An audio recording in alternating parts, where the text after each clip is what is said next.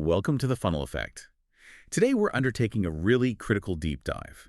We're looking into the updated blueprint for preventing heart disease. That's right. We're exploring what happens when this huge global evidence base actually shifts our thinking on cholesterol management and cardiovascular risk. And the source material we're using today is, well, it's pretty definitive. It really is. It represents the highest level of consensus. The 2025 focused update of the 2019 ESCEAS Guidelines for the Management of Dyslipidaemias. This was developed by the Joint Task Force of the European Society of Cardiology, that's the ESC, and the European Atherosclerosis Society, or EAS. And the consensus here is, frankly, staggering. I mean, when you look at the list of authors, the task force members, the reviewers, you've got chairpersons like Francois Mach, Constantino C. Koskinas, Giannini Roders van Lennep. You just understand this is the collective brain power of global lipid expertise. It really is. It's the synthesis of basically every major trial published since that original 2019 document. So our mission today is to really dissect these changes. Exactly. The cutoff for the evidence included in this update was March 31st, 2025. So this information is incredibly fresh, really hot off the press. And we're focusing on, what, 4 key areas where things have really shifted? That's the plan. First, how the global community now estimates cardiovascular risk. That's a big one. Second, the introduction of genuinely new pharmacological tools, new drugs. Third, the new sort of mandate for really aggressive intervention right after an acute coronary syndrome, or ACS. Okay. And finally, some very specific, quite strong recommendations for special populations groups whose risk has perhaps been traditionally underestimated. Right. But before we jump into all the specifics, all the numbers and drugs, maybe let's just restate the foundation here. Because even with new tools, the basic problem, the pathology, that hasn't changed, has it? No, it hasn't, and that's crucial to remember. The core principle driving absolutely everything we do in intervention is that atherosclerosis is fundamentally a disease caused by the progressive buildup of low-density lipoprotein cholesterol, that's LDLC, and, importantly, other ApoB-containing lipoproteins inside the artery wall. So ApoB is the key protein marker for these bad cholesterol particles. Precisely. Therefore, minimizing your body's exposure to these atherogenic particles, primarily by lowering LDL-C levels, that remains the #1 goal for preventing atherosclerotic cardiovascular disease, or ASCVD. These guidelines are essentially a highly refined system for figuring out exactly who is at the highest risk and, therefore, who needs the most intense lowering of that LDL-C. Okay, so if the underlying disease process is the same, what's the biggest practical change someone listening, maybe a clinician or just someone interested in their own health, what would they notice immediately in these updates? I think the immediate, really unavoidable change is the complete overhaul of risk estimation. The old SCORE algorithm, gone. Retired. It's been replaced by the much more comprehensive SCORE2 and SCORE2 ALPT systems. That's #1. Okay, a whole new way of calculating risk. And beyond that, the successful trial data for new oral non-statin agents, particularly bempedoic acid, has really cemented new therapeutic pathways.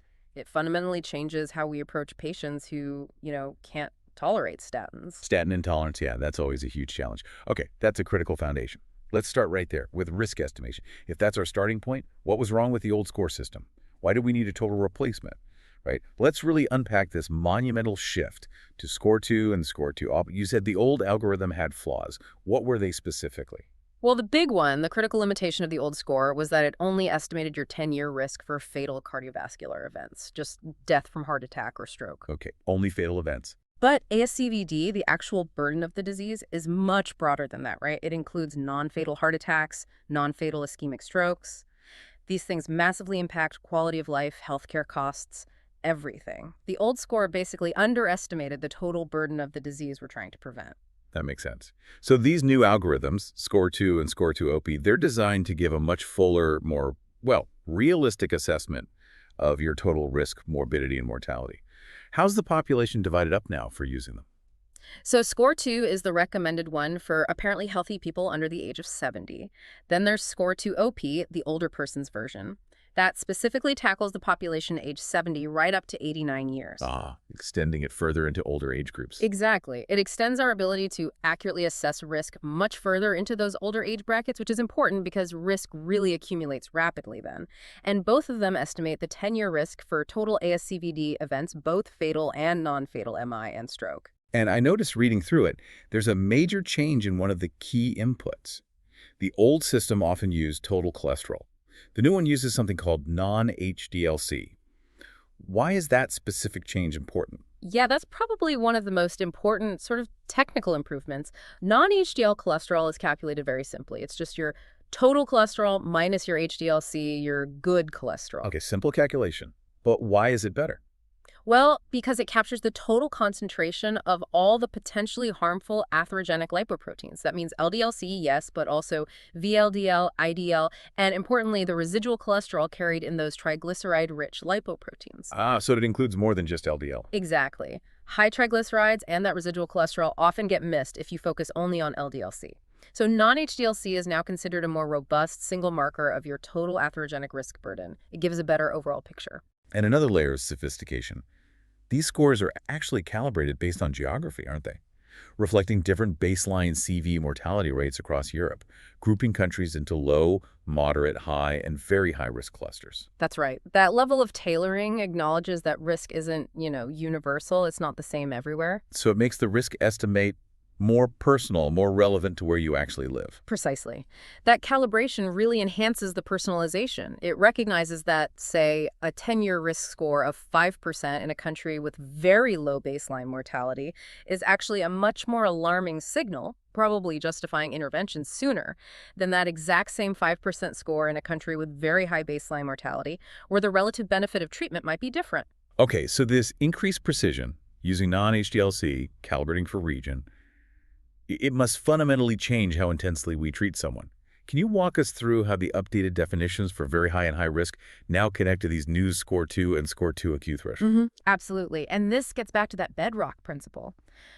The clinical benefit you get from lowering LDL-C is directly proportional to the absolute reduction in your risk. You get the biggest bang for your buck, the most events prevented, when you treat the highest risk individuals most aggressively. Right. So if I lower someone's LDL-C by, let's say, 1 millimole, what's the actual difference in benefit for someone who starts at low risk versus someone who starts at very high risk? That's the key clinical question, isn't it? So take someone at high risk, maybe their calculated 10-year risk is 10%. If you lower their LDL by 1 millimole, that might translate to, say, a 2% absolute reduction in their chance of having an event over 10 years. Okay, 2% absolute reduction. But now take someone at very high risk, maybe their calculated risk is 20%. That same 1 millimole reduction in LDL-C now yields roughly a 4% absolute reduction in events. The magnitude of benefit literally doubles. Wow, double the absolute benefit for the same amount of LDL lowering. Exactly. And that is why the guidelines are so adamant about keeping those LDL-C treatment goals really stringent, like aiming for an LDL-C below 1.4 millimole, which is about 55 mg/dL in those very high-risk patients.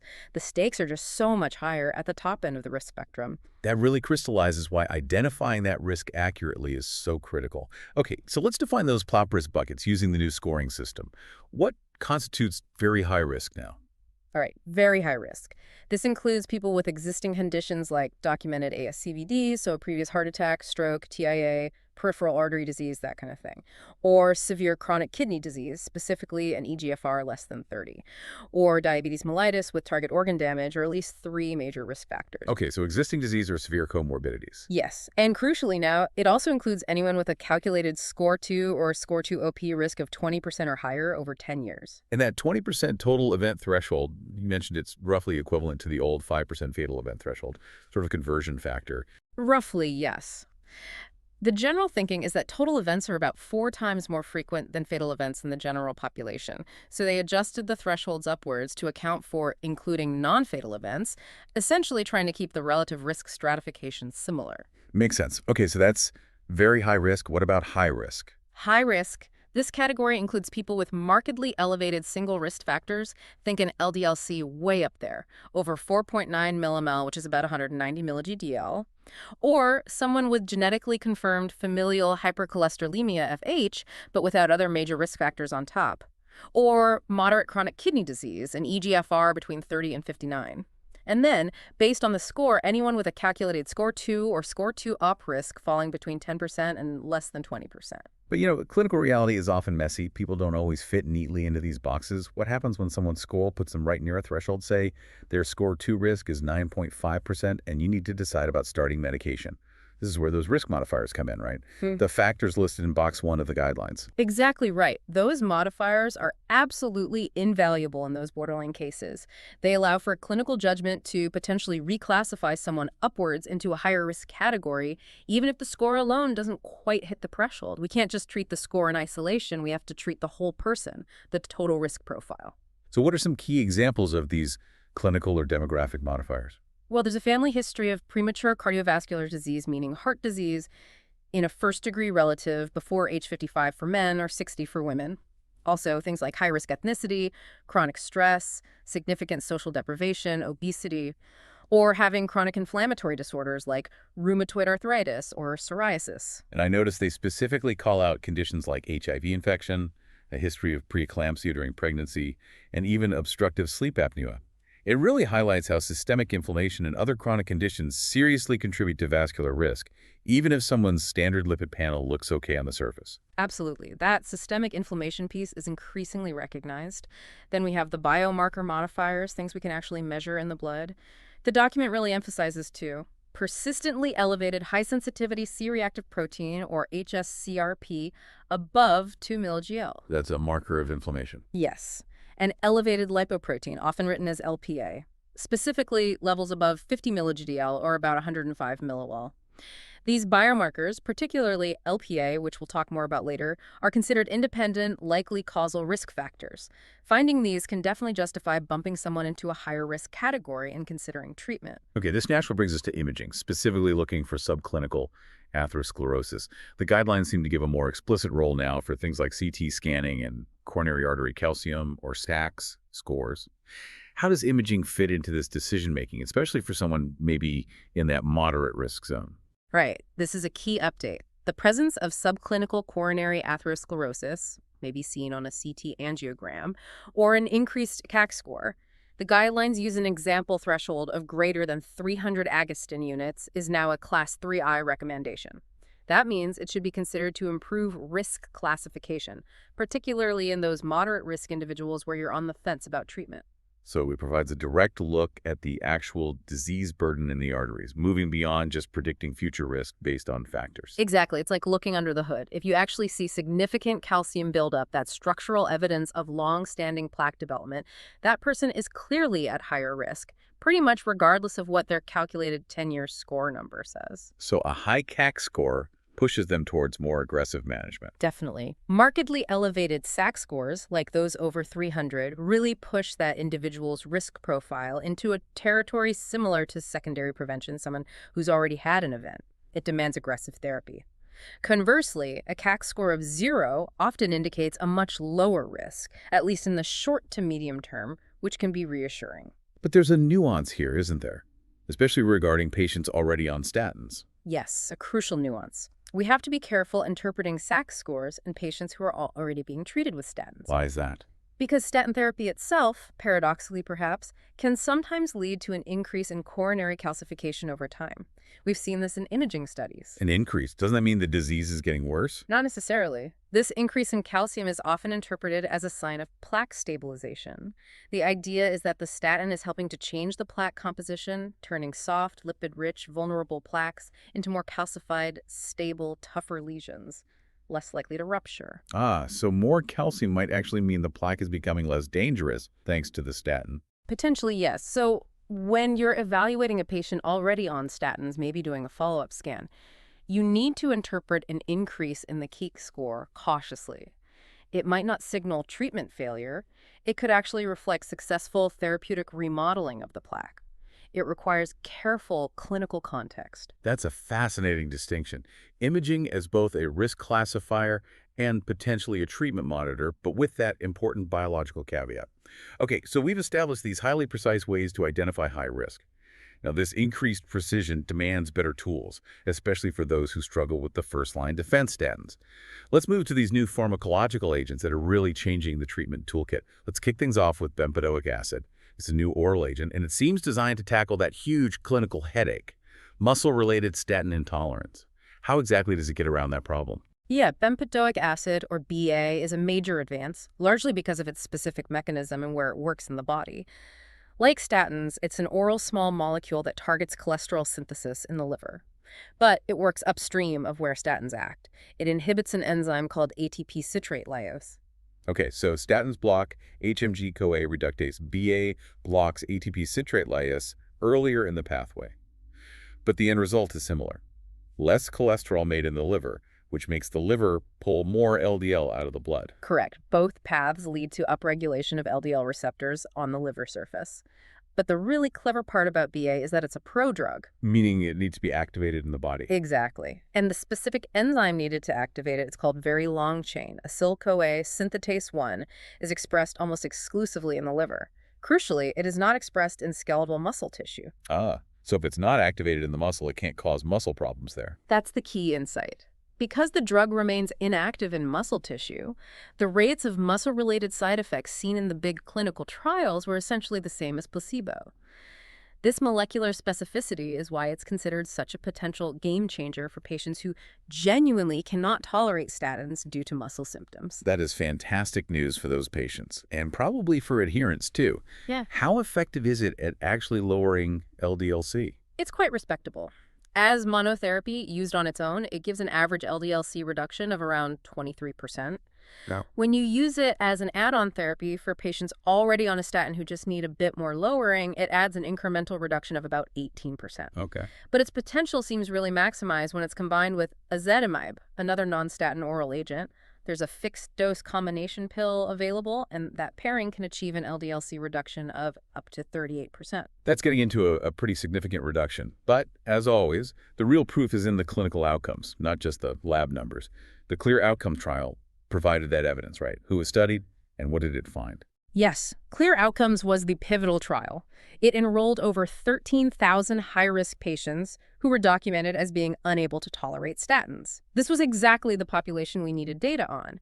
About 70% of them were already in secondary prevention, meaning they'd had a previous event. So genuinely high-risk, statin-intolerant group. Absolutely. And over a median follow-up of more than 40 months, bempedoic acid significantly reduced the rate of ME, that's the standard 4-point composite endpoint of cardiovascular death, non-fatal MI, non-fatal stroke, or coronary revascularization by 13%. A 13% reduction in major events. That's clinically meaningful. It absolutely is. It confirmed that lowering LDL-C achieved through this non-statin mechanism provides the expected proportional clinical benefit, just like lowering LDL-C with a statin does. Benefit is tied to the LDL reduction itself. Okay, so efficacy confirmed. But let me push back a bit on the practicalities. Reading the expert reviews, there's mention of an increased risk of hyperuricemia, high uric acid, and even gout. Now, many statin-intolerant patients might already have metabolic syndrome, which itself increases uric acid. How broadly useful is this drug if it carries that gout risk? That's a very fair and relevant clinical point.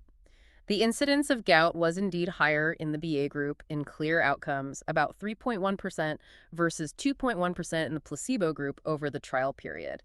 So it's not an insignificant risk. Right. While it's not an absolute contraindication, it definitely means you need to be cautious. For a patient with a known history of gout, or maybe someone with metabolic syndrome and borderline high uric acid already, you have to weigh the potential for triggering a painful gout flare against the clear cardiovascular benefit of lowering their LDL-C. So it's a discussion point with a patient. Exactly.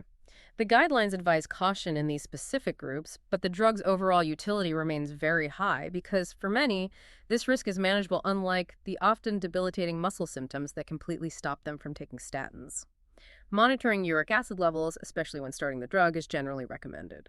Other side effects noted were generally mild, like small transient increases in liver enzymes and some minor effects on renal function markers. Okay, so BA is now firmly established as an option, especially for statin-intolerant patients needing to reach their LDL-C goals. Let's switch gears to another new agent, evinacumab. This seems much more targeted, aimed at a very rare but incredibly severe form of high cholesterol. That's right. Evinacumab is quite different. It's a monoclonal antibody, an injectable biologic, and it has a completely unique mechanism. It targets and inhibits a protein called ANGPTL3, which stands for angiopoietin-like 3. This protein plays a key role in regulating lipid metabolism, particularly triglycerides and LDL-C. And its main application is for? Its specific niche is for patients with homozygous familial hypercholesterolemia, or HoFH. OFH. That's the condition where patients inherit two faulty genes for the LDL receptor, right? meaning their bodies have extreme difficulty clearing LDL cholesterol from the blood. Exactly. In HoFH, the LDL receptor function is either completely absent or severely compromised.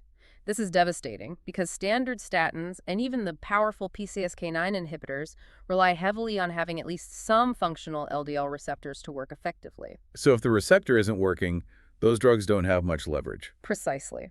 When the receptor pathway is broken, those conventional drugs often provide very limited benefit in HoFH patients, leaving them with sky-high LDL-C levels from birth. Evinacumab works independently of the LDL receptor pathway by inhibiting AGPTL3. It bypasses the broken receptor mechanism. Yes.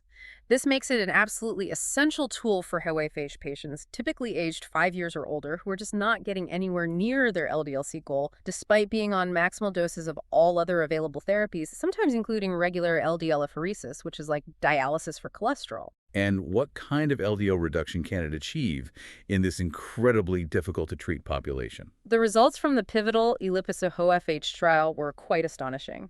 Evinacumab demonstrated an average LDL-C reduction of nearly 50% in these patients.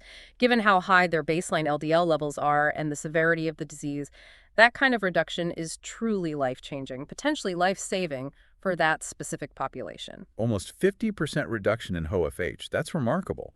And that specificity explains its Class DI recommendation just for HoFH management. Exactly. It's a targeted therapy for a specific severe genetic condition. Okay, so thinking about BA and the existing non-statins like ezetimibe and PCSK9 inhibitors, this all seems to reinforce that overarching Class B recommendation.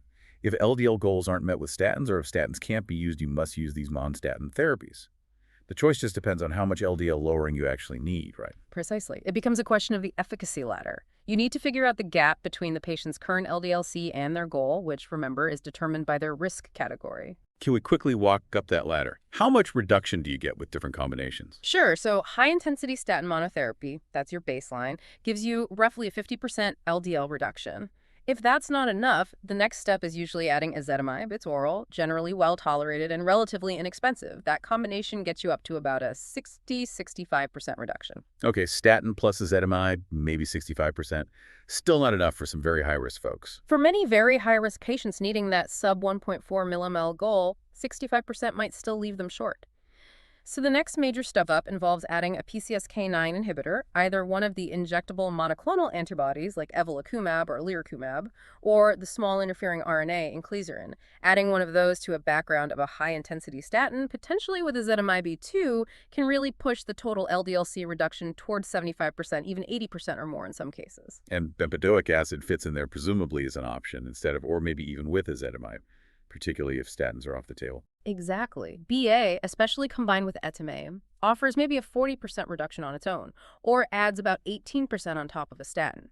So it provides another flexible option depending on the patient's tolerance and the magnitude of lowering required. The decision isn't based on, physician preference. It should be driven strictly by calculating the gap between the patient's current LDL-C and their individualized goal LDL-C, set by their score to risk. Right. You choose the weapon or combination of weapons that guarantees you hit that target. That's the philosophy, because every single increment of additional LDL-C lowering translates directly into reduced absolute risk for the patient. Okay, the guidelines have definitely provided the tools. Now, let's see how they demand we actually deploy them, particularly in that most urgent clinical setting. The patient presenting with an acute coronary syndrome. This shift towards treating ACS patients much more aggressively right from the start seems like one of the strongest, most actionable changes in this update. Why the intense urgency for intensification during the index hospitalization itself? Why not wait until follow-up? The clinical data supporting this urgency has just become overwhelming, really undeniable.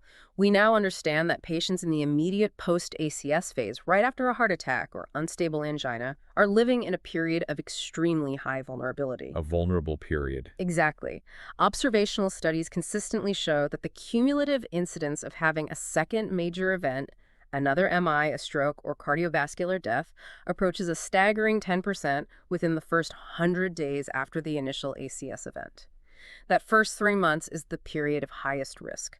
The plaque that ruptured is still unstable, and there's widespread inflammation throughout the coronary arteries. In the traditional way of managing lipids post-ACS, start the statin, maybe discharge them, check lipids in 4-6 weeks, then maybe add acetylene, wait another 4-6 weeks, then maybe think about referring for a PCSK9 inhibitor. That stepwise approach leaves them exposed during this critical 100-day window, doesn't it? It absolutely does. That traditional sequential approach can easily delay reaching the optimal LDL-C goal, which is usually less than 1.4 millimole Fel for these very high-risk patients by up to 12 months, sometimes longer. The new strategy is effectively enshrined as the sooner the lower the better. The whole focus now is on achieving maximal therapeutic effect before the patient even leaves the hospital after their ACS event. Okay, so what's the clear mandate now for patients who are already on some lipid-lowering therapy before they came into the hospital with their ACS? For those patients, the guidelines are now very explicit. Intensification of lipid-lowering therapy during the index ACS hospitalization is a Class I recommendation. Level C evidence, but strong recommendation. You must immediately escalate their therapy often by adding a non-stat agent like ezetimibe, or even considering a PCSK9 inhibitor right away if appropriate to push their LDL-C levels even lower. No waiting for discharge or outpatient follow-up. Wow. Class I recommendation to intensify in hospital if they were already on treatment. That's a strong push. But what about the patients who were treatment naive?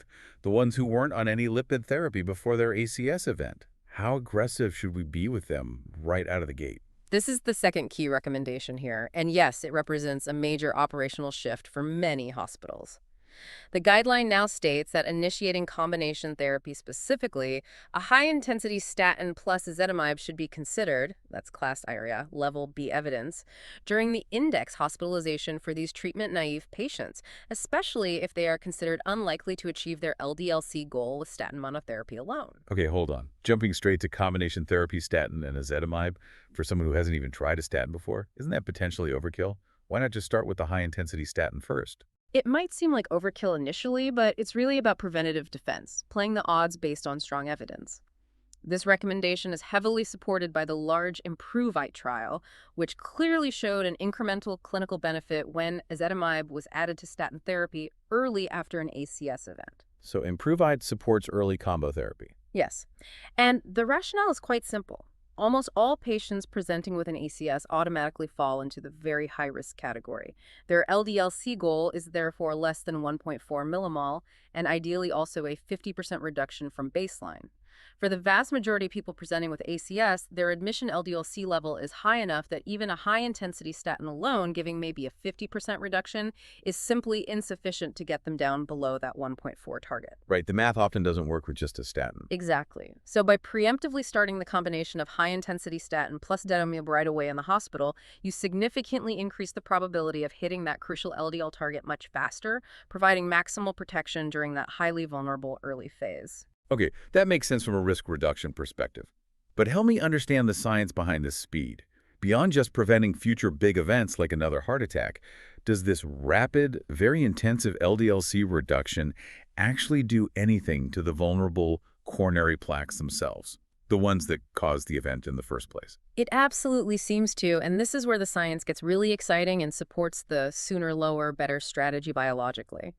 We have data from sophisticated imaging trials, notably studies like Huygens and Pacman-AMI. These trials use high-resolution techniques like intracoronary ultrasound, or IVUS, and optical coherence tomography, OCT, to look directly at the plaques inside the coronary arteries of patients soon after an ACS event. So they could actually see the plaques changing. Yes.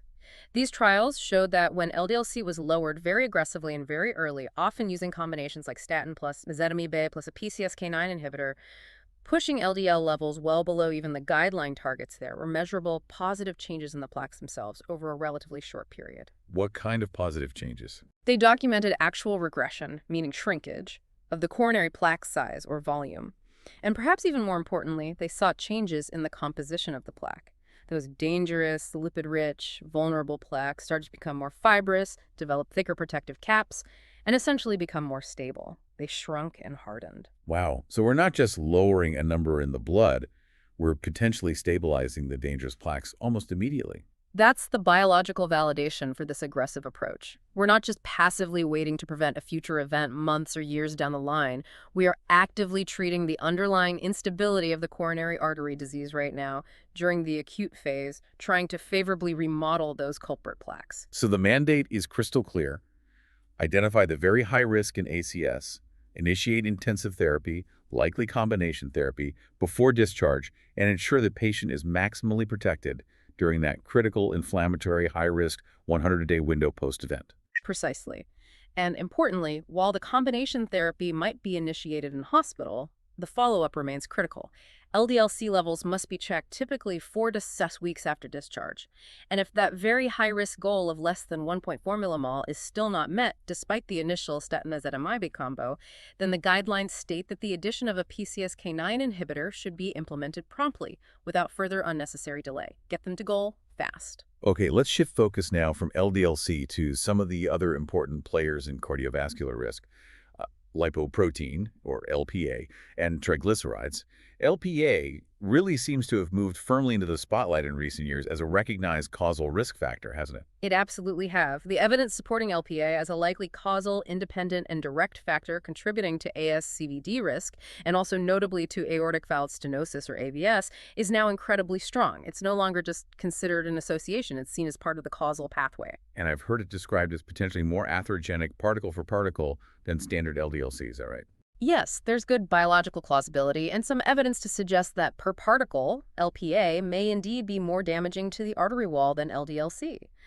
And a key challenge is that LPA levels are overwhelmingly determined by genetics, over 90%. Meaning lifestyle changes like diet and exercise don't really budge LPA levels much, unlike LDL-C. That's largely correct. You can't easily influence your LPA level through lifestyle in the same way you can impact your LDL-C or triglycerides. It's mostly set by the genes you inherit. So given it's causal and genetically driven, what levels should we consider clinically relevant when we're making treatment decisions? Where did it start to significantly increase risk? While the risk probably starts to increase gradually, even at levels above 30 milli-GDL, the guidelines now explicitly state that an LPA level above 50 milli-GDL, which is roughly 105 newel around, should be considered a cardiovascular risk-enhancing factor. A risk enhancer. So how does that play out in practice? It plays out mainly in risk reclassification. This is a Class C recommendation. If you have a patient whose calculated score 2 risk puts them maybe in the moderate risk category, but you measure their LPA and find it's elevated, say, over 50 milli-GDL, that high LPA level is justification to consider reclassifying them into the high-risk category. And that reclassification, of course, triggers more intensive risk factor management, including lower LDL-C goals. Given its genetic nature and impact, should everyone just get their LPA checked at some point? This is another significant step forward in the 2025 update. The guideline now recommends that LPA measurement should be considered at least once in every adult's lifetime. Once per lifetime screening. That's quite a statement. It is. It reflects the growing recognition of LPA's importance. The recommendation emphasizes doing this especially for younger patients who present with premature ASCVD, or those diagnosed with familial hypercholesterolemia, or individuals who have a strong family history suggesting high LPA might be present. Knowing this value early provides a really powerful estimate of someone's lifelong baseline genetic risk. The major frustration here, though, still seems to be the lack of readily available approved medications specifically designed to lower LPA that have also proven MCE reduction in a large outcome trial. We don't have an LPA statin yet, do we? No, we don't. That is the current clinical reality and a source of frustration. So for now, the primary management strategy for high-risk patients found to have elevated LPA is to double down on aggressively lowering their other major atherogenic factor, their LDL-C. So use the tools we have, statins and PCSK9 inhibitors, to drive LDL-C down as low as possible to mitigate the total atherogenic burden. Exactly. By getting the LDL-C component way down, ideally hitting those very low targets like 1.4 or even 1.8 air mole depending on risk, you effectively lower the total amount of atherogenic particles circulating, which helps offset the risk contributed by the high LPA. These patients with high LPA are definitely strong candidates for high-intensity statin therapy and often combination non-statin therapy. But the pipeline for specific LPA-lowering drugs looks pretty exciting, doesn't it? There's a lot in development. Oh, it's incredibly exciting. We really seem to be on the cusp of a potential breakthrough here. There are several specific LPA-lowering therapies in late-stage development. Particularly promising are the injectable RNA-based therapies, things like antisense oligonucleotides, ASOs, and small interfering RNAs, siRNAs. These are showing phenomenal efficacy in clinical trials, capable of reducing LPA levels by 80%, 90%, even up to 98%. Wow, 98% reduction. Yeah, truly dramatic lowering. There are also oral small molecule inhibitors targeting LPA formation being tested.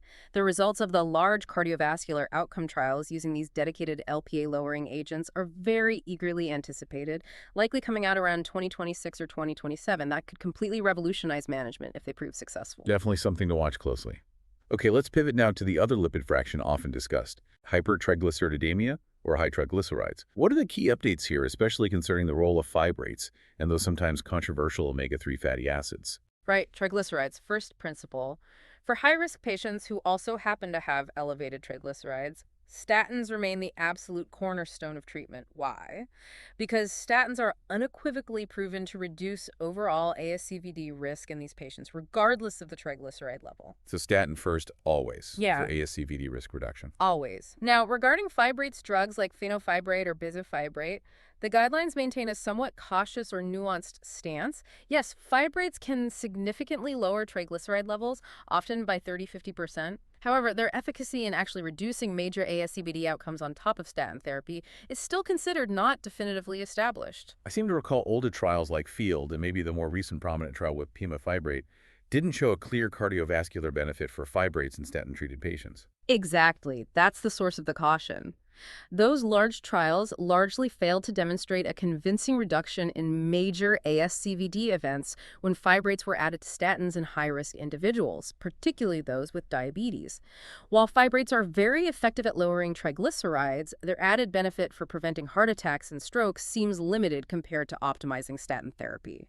So where do fibrates fit in then? Their main role now is generally reserved for managing patients with extremely high triglyceride levels, typically above 500 mg/dL, or even higher, where the primary goal is actually to prevent acute pancreatitis, which becomes a significant risk at those very high levels. They're less commonly used as a primary tool for ASCVD prevention itself. Okay, makes sense. Now let's tackle the omega-3s. This area seems particularly confusing because we had the highly positive REDUCE-IT trial, but then the large strength trial was negative.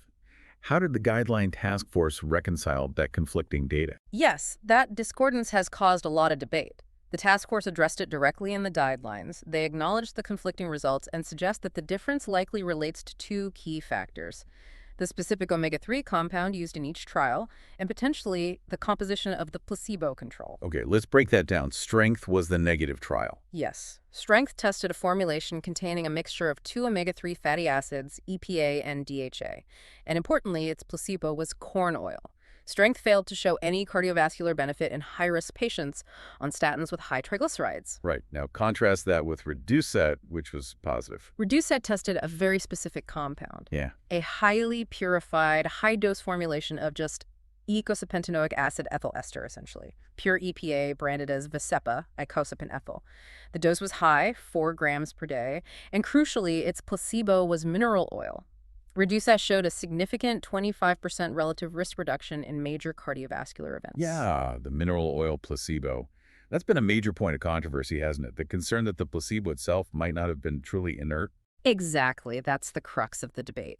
There's concern and some data suggesting that the mineral oil placebo used in REDUCE-IT might have actually slightly increased LDL-C levels, potentially increased markers of inflammation, or maybe even interfered with the absorption of background statins in the control group. So the mineral oil placebo might have inadvertently made the control group slightly worse off, which could potentially exaggerate the apparent benefits seen in the icosapent ethyl group. That's a really important technical point. It's a critical point that complicates interpretation. The guideline writers were forced to navigate this uncertainty. Ultimately, they based their recommendation primarily on the statistically positive outcome trial, which was REDUCE-IT. So what is the specific recommendation now for icosapent ethyl? Based on REDUCE-IT, there's a new Class D recommendation stating that high-dose icosapent ethyl, specifically 2 grams taken twice daily, should be considered as an add-on to statin therapy for patients who are at high or very high cardiovascular risk and continue to have elevated fasting triglycerides, defined as being between 1.5 and 5.6 millimol, that's roughly 135 to 499 milli-GDL, specifically to reduce cardiovascular events. The recommendation is tied directly to the compound and population studied in REDUCE-IT. Okay, so a conditional recommendation for high-dose pure EPA in that specific group, acknowledging the trial controversy. And finally, for those truly severe cases, patients dealing with familial chylomicronemia syndrome, or SCS, where triglycerides are astronomically high, there's a specific drug called volanesorsen. Yes, volanesorsen is an antisense oligonucleotide, another RNA-based therapy that targets ApoC3, a key regulator of triglyceride metabolism.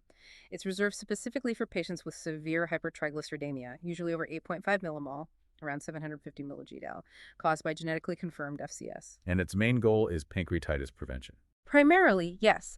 In trials, it demonstrated a really dramatic average triglyceride reduction of about 77% and critically significantly reduced the frequency of acute pancreatitis episodes, which is the major life-threatening complication of FCS. However, it comes with a significant potential side effect: thrombocytopenia, a drop in platelet count. So patients need very close monitoring of their platelets while on this therapy. It's a specialized drug for a rare condition. All right, we've established the risk assessment, the expanding toolkit of drugs, and the urgency in specific situations like ACS.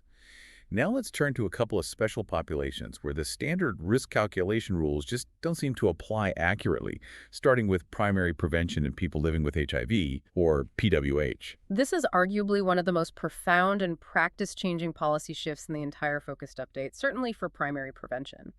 We've known for some time that people living with HIV carry approximately a twofold increased risk of developing ASCVD compared to the general population, even when their viral load is well controlled. And traditional risk scores like Framingham or even the old score just didn't capture that excess risk well. No, they consistently underestimate the risk in PWH.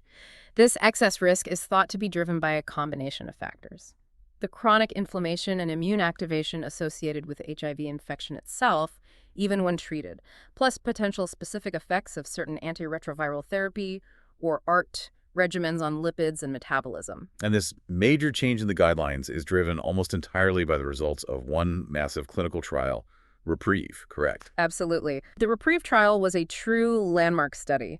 It enrolled nearly 7,800 PWH across the globe. These individuals were aged between 40 and 75 years, were all receiving stable ART, and importantly, were deemed to be at low to moderate traditional ASCVD risk based on conventional risk score calculations. They weren't the obvious candidates for statins based on old rules. So low to moderate risk PWH on treatment, what did they test? They were randomized to receive either pitavastatin 4 milligram daily, which is a moderate intensity statin known to have relatively few drug interactions with ART, or a placebo. And the result was? The result was quite stunning and led to the trial being stopped early due to overwhelming efficacy. The pitavastatin group experienced a 35% lower incidence of major adverse cardiovascular events, MAC, compared to the placebo group. Wait, a 35% MAC reduction with a moderate intensity statin in a population considered low to moderate risk by standard scores, simply based on their HIV status and age. That seems revolutionary for primary prevention thinking. It absolutely is a game changer. It proved that the inherent cardiovascular risk associated with HIV infection itself is substantial and warrants intervention, even when traditional risk scores don't flag the patient as high risk. This data simply necessitated a fundamental policy shift.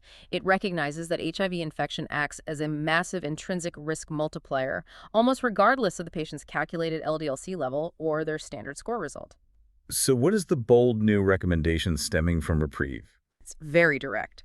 Statin therapy is now a Class I Level B recommendation for primary prevention in people with HIV aged 40 years or older, irrespective of their estimated cardiovascular risk score and irrespective of their baseline LDL-C levels. Wow. So basically, if you are living with HIV and you are 40 or older, you should be recommended a statin for primary prevention, full stop. That's essentially the recommendation. It mandates considering statin therapy based on age and HIV status alone, largely overriding the need for that individual to meet a specific score threshold or LDL-C level to qualify for primary prevention therapy. That really cuts through years of clinical complexity and uncertainty for managing cardiovascular risk in this population.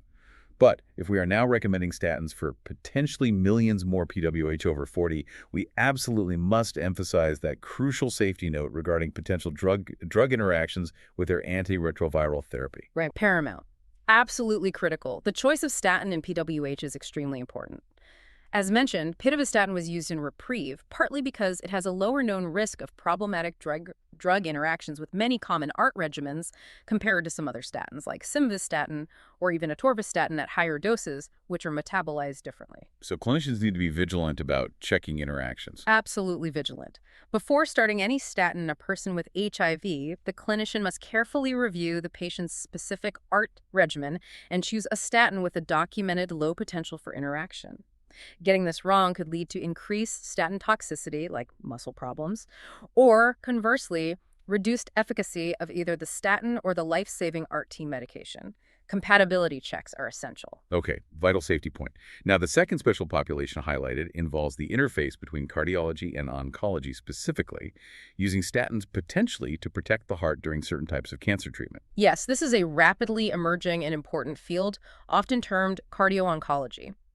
We know that certain cancer therapies, particularly anthracycline-based chemotherapy agents like doxorubicin, are unfortunately cardiotoxic. They can damage the heart muscle and lead to heart failure, sometimes developing in up to 20% of patients, depending on the cumulative dose received and individual susceptibility. And the new guidelines suggest statins might help prevent this. There's growing evidence suggesting they might. The guidelines now include a Class EAI recommendation, meaning statins should be considered, based largely on the results of the SAW-PCA trial, along with supportive data from meta-analyses. What specifically did the SAW-PCA trial show regarding cardioprotection? SAW-PCA randomized patients who were scheduled to receive anthracycline-based chemotherapy to either atorvastatin 40 milligrams daily, a high-intensity dose, or placebo, starting before chemo and continuing during treatment. The primary outcome was the prevention of a significant decline in heart function, specifically left ventricular ejection fraction, or LVEF. And did the atorvastatin help? Yes. The trial found that significant chemotherapy-induced cardiac dysfunction, defined as a substantial drop in LVEF, occurred significantly less frequently in the group receiving atorvastatin, around 9%, compared to the placebo group, around 22%. So the statin appeared to exert some kind of protective effect on the heart muscle against the toxicity of the chemotherapy. That's the interpretation. Based primarily on this evidence, the guideline now suggests that statins should be considered in adult cancer patients who are identified as being at high or very high risk of developing chemotherapy-related cardiovascular toxicity, specifically to reduce the risk of this anthracycline-induced cardiac dysfunction. So it's a preemptive strategy in selected high-risk oncology patients. Exactly. It broadens the potential indication for statin therapy quite significantly, moving beyond traditional lipid lowering into the realm of direct cardioprotection during specific toxic exposures. It's another fascinating area where statins seem to have benefits beyond just cholesterol. Okay, and finally, let's wrap up with something ubiquitous: over-the-counter interventions. The guidelines take a pretty strong stance against the generalized use of dietary supplements for cardiovascular prevention, don't they? They do, and it's a necessary and firm statement given the sheer volume of unproven products marketed to consumers for heart health. The task force issued a Class 3 recommendation, which essentially means do not use because there's no benefit or potential harm against the general use of dietary supplements or vitamins that lack properly documented safety and, crucially, lack evidence of significant LDL-C lowering efficacy that has been proven to translate into a reduction in actual ASCVD events in rigorous trials. So just lowering LDL a bit isn't enough. The supplement needs outcome data showing it prevents heart attacks or strokes. Precisely. That's the high bar for evidence required by these guidelines for making a positive recommendation. What are some specific examples called out in the guidelines that consumers should perhaps be wary of? Well, they explicitly caution against relying on products like red yeast rice. While it's true that some standardized preparations of red yeast rice contain naturally occurring monocolins, particularly monocolin K, which is chemically identical to levastatin. So it can lower cholesterol. Yes, it can have a modest cholesterol-lowering effect. However, the guidelines state there's no convincing evidence from large outcome trials demonstrating that this translates into actual clinical cardiovascular benefit, fewer heart attacks or strokes. Furthermore, due to potential safety concerns, including variability in monocolin content and potential contaminants, the European Union has actually severely restricted the marketing of supplements containing 3 milligrams or more of monocolins per day. Okay, so red yeast rice is out. What about general fish oil supplements or things like plant sterols? Plant sterols or stanols, often found in fortified margarines or available as supplements, can lower LDL-C by about 10% by blocking cholesterol absorption. But again, the guidelines point out that they lack any long-term outcome data from dedicated trials showing that this 10% LDL reduction actually prevents cardiovascular events. No outcome data for sterols. And fish oil PUFAs. For general polyunsaturated fatty acid (POFA) supplements, like the commonly sold fish oil capsules containing mixtures of EPA and DHA, the evidence for cardiovascular benefit has really weakened. The guidelines reference negative or inconclusive results from recent large outcome trials, such as OMIMI in elderly post-MI patients and the STRENGTH trial we discussed earlier. These trials largely failed to demonstrate a clinical benefit in terms of reducing ME in patients already on modern medical therapy. The recommendation is therefore quite stark. Patients should focus their efforts and resources on proven pharmacological therapies like statins, ezetimibe, etc., and evidence-based lifestyle strategies, not on unproven supplements for ASCVD prevention. Hashtag tag tag outro inefficient. Well, this 2025 focused update really marks a significant leap forward, doesn't it? It feels like a decisive move towards much higher precision in risk assessment and, frankly, greater urgency in management. We've seen the shift to the comprehensive SCORE E2 system, a much more refined use of risk modifiers like LPA and imaging. And that dramatically expanded toolkit, especially with agents like bempedoic acid, providing real options for statin intolerance. Exactly. And I think the most significant policy shifts really underscore this philosophy of immediate, intense intervention when risk is high. Yeah. That's so clearly demonstrated by the new mandate for aggressive, often combination therapy right from the start during an acute ACS event. And that truly revolutionary Class I recommendation, essentially advising statins for almost all people living with HIV over age 40, explicitly recognizing that chronic inflammation itself is a primary risk driver that needs treatment. It all comes back to the core principle. The clinical benefit you achieve is always tied directly to the absolute magnitude of LDL-C reduction you get. It just reinforces that fundamental lower is better philosophy, especially for those at highest risk. So we end, as always, with a provocative thought, something to perhaps mull over, moving beyond that immediate 10-year risk horizon that dominates the guidelines. The task force itself acknowledged in the document the biological reality that atherosclerosis isn't just a 10-year problem. It's a chronic, progressive disease that often begins very early in life. That's right. The cumulative lifetime exposure to high levels of atherogenic lipids, starting even in young adulthood or adolescence, is arguably the most powerful predictor of whether you'll develop significant disease decades later. So while our current treatment decisions are quite rightly guided by assessing your immediate 10-year risk using tools like SCORE2, the knowledge contained within these updated guidelines really encourages you, the listener, to perhaps think about your lifetime cardiovascular risk profile. Absolutely. Knowing potentially modifiable factors early, like knowing your LPA level even once, aggressively managing borderline high lipids or blood pressure when you're younger, making sustained healthy lifestyle choices. These are powerful acts of long-term health preservation. They are investments that can fundamentally alter your lifetime risk trajectory in a way that transcends any single 10-year risk score calculated later in life. It's about playing the long game against atherosclerosis. A powerful reminder to think long-term. Thank you for watching The Funnel Effect.